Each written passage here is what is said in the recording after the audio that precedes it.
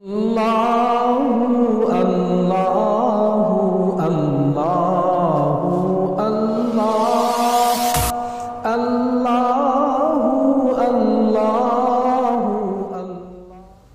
حضرات، ہمارے ملک کی ایک ریاست منی پور، جہاں گزشتہ 2 مہینوں سے زیادہ کا عرصہ ہوا فسادات ہو رہے ہیں، حکومت وہاں اب تک فسادات کو روکنے، امن و امان بحال کرنے میں ناکام ثابت ہوئی ہے۔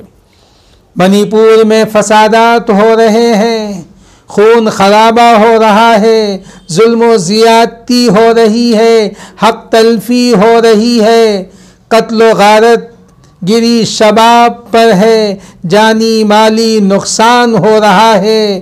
ان واقعات سے انسانیت شرمسار ہے۔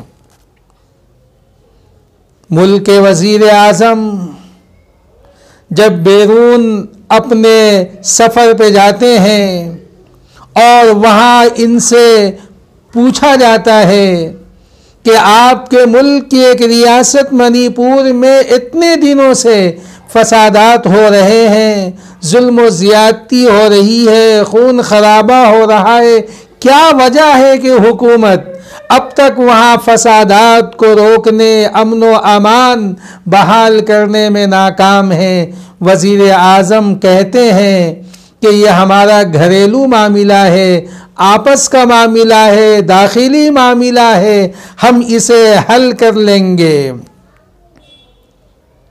مرکزی حکومت کی ذمہ داری ہے، ریاستی حکومت کی ذمہ داری ہے، فوراً منی پور میں فسادات کو بند کرائیں، امن و امان کو بحال کریں، وہاں کی عوام کے درمیان آپسی الفت و محبت، بھائی چارہ کو فروغ دے، مذاہب کے درمیان فرقہ وارانہ ہم آہنگی کو فروغ دے۔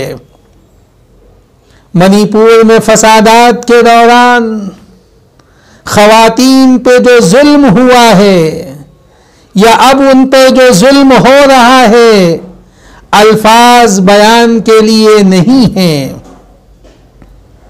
منی پور میں فسادات کے دوران انٹرنیٹ کی سروس نہ ہونے کی وجہ سے، انٹرنیٹ کی سروس بند ہونے کی وجہ سے، واقعہ پہلے کا ہے، ویڈیو اب آئی ہے، برہنہ خاتون کی تصویر اور ظلم وحشت کا منظر، یہ سب کچھ ہمارے ملک میں کیا ہو رہا ہے؟